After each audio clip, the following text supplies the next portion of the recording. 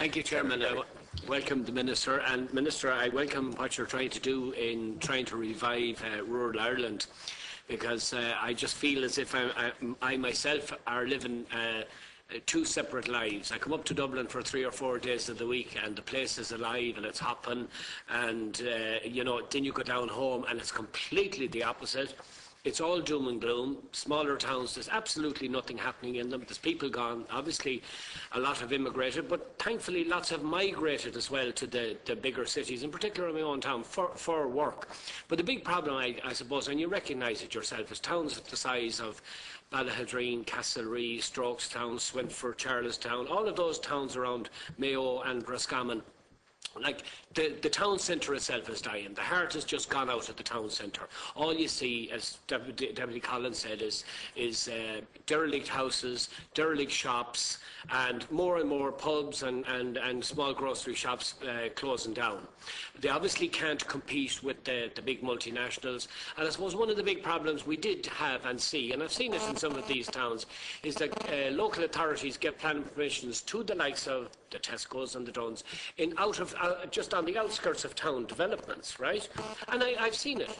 And if you sat in your car and just watched shoppers, they come from the country areas to the Tesco's, fill up, and they go straight home again. They contribute nothing to the heart of the town, and that was something that we kind of we took our eye off the ball on.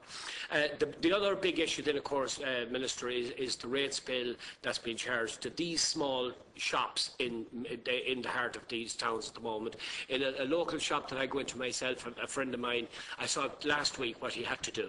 He had to reduce the floor space of the shop by 2/3. He squeezed everything from the shop into 1/3 to reduce his rates bill. And all he has is one girl employed there on a 2-day-a-week basis. And at that, he is absolutely struggling. So what I'd be suggesting, Minister, on this particular issue, and I don't know if you have considered it or if there is something out there that caters for this at the moment that I'm not aware of, but some kind of an incentive for town centre development to give back the towns to the people and rejuvenate the heart of the town. And by doing that as well, no matter what it costs, Minister, you're then talking about creating jobs as well. So there might be an initial outlay, but you will take it when you're taking people back off the dole. And just I actually have next week RG data in to discuss town centre development, and we'll send our recommendations to the Minister. We are mainly here today with the rural challenge and issue, except around town centres in rural areas, but slightly strained. Right? Okay, well, that's fair enough. And just one final point I'd like to make, that during the good times, Minister, we had dawn meets in our town, and the previous government gave them 17 million of a grant to do up another plant in Ballyhonus in County Mayo. And once they had that done, they closed down the factory in Ballahadreen. Now, at the time, there wasn't an awful lot said about it, because at the time, no matter what you were doing in the factory, you could still leave it and go out and start building houses for developers. So everybody had another job to go to the following day. I suppose now there's outrage at the fact that it was allowed to happen and that we let it happen. And I suppose when I'm looking at it, I'm also seeing that the factory is still there.